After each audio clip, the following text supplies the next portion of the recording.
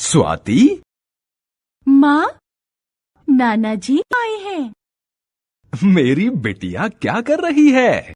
नाना जी, मैं कहानी लिख रही हूँ। कौन सी कहानी? भेड़िए और मेमने वाली। मैं आपको पढ़कर सुनाऊं? लाओ, पढ़ता हूँ। अभी मैं तुम्हें खिलौने देता हूँ जो मैं लाया हूँ। जरा वह थैला तो लाना। आपने देखा? स्वाति अपने नाना से मिलकर कितनी खुश हुई। स्वाति और नाना ने एक दूसरे को बोलकर अपनी बात बताई और सुनकर एक दूसरे की बात समझे। स्वाति ने कहानी को लिखकर पूरा किया। नाना ने कहानी को पढ़कर समझा। इस प्रकार एक दूसरे की बातों को समझना और समझाना ही भाषा है। अपने विचारों को दूसरों तक पहुंचाने के लिए हम भाषा का ही प्रयोग करते हैं।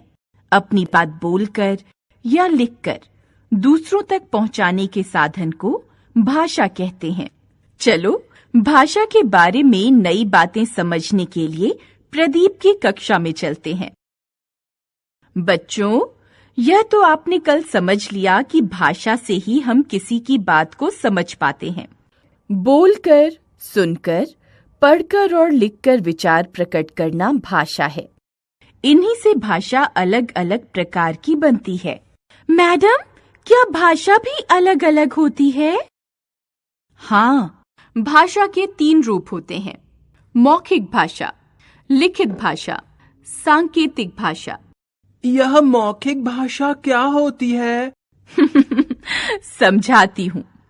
अपने मन के भावों या विचारों को बोलकर दूसरों को समझाना और दूसरों के भावों को सुनकर समझना मौखिक भाषा है।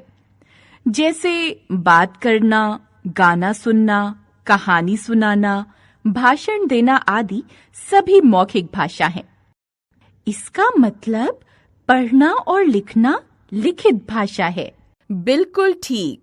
अपने मन के भावों या विचारों को लिखकर दूसरों को समझाना और दूसरों के लिखे हुए भावों को पढ़कर समझना लिखित भाषा है। जैसे पत्र पढ़ना, कहानी लिखना आदि लिखित भाषा है। जब हम भाषा से ही समझ पाते हैं तो पशु पक्षियों की बात तो हमें समझ ही नहीं आती, लेकिन इशारों से भी हम कुछ बातें जान जाते हैं। फिर ये क्या है? वाह नवल, तुमने बहुत अच्छी बात पूछी। इशारों या संकेतों से भी हम अनेक बातें जान जाते हैं। इसे सांकेतिक भाषा कहते हैं। अच्छा, किन किन संकेतों को तुम सब समझते हो? मुंह पर उंगली रखकर चुप रहना, ट्रैफिक पुलिस की सीटी, हाथ हिलाकर बुलाना। पशु पक्षी हमारी तरह नहीं बोलते, परंतु वे अपनी बोली में बोलते और समझते हैं। आओ देखें किसकी कौन सी बोली। पशु पक्षियों की बोलियां: चिड़िया, बकरी, कुत्ता, घोड़ा, तोता,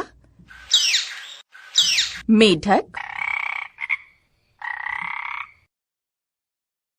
हमने सीखा अपने मन की बातों को दूसरों तक पहुंचाना और दूसरों की बातों को समझना भाषा है।